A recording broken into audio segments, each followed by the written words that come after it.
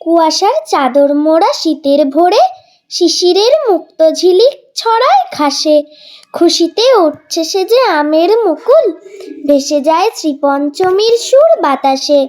সারা ঘর আমিও সাজাই আলপনার কাগজের রং বেরঙের ফুল মালাতে।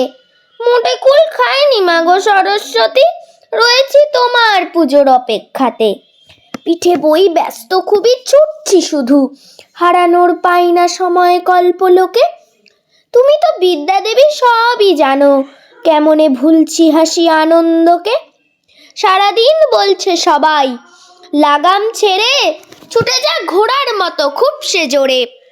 বলে না কেউ তো মাগো একটিবারও, বাছা তুই মানুষ হয়ে ওঠ না ওরে।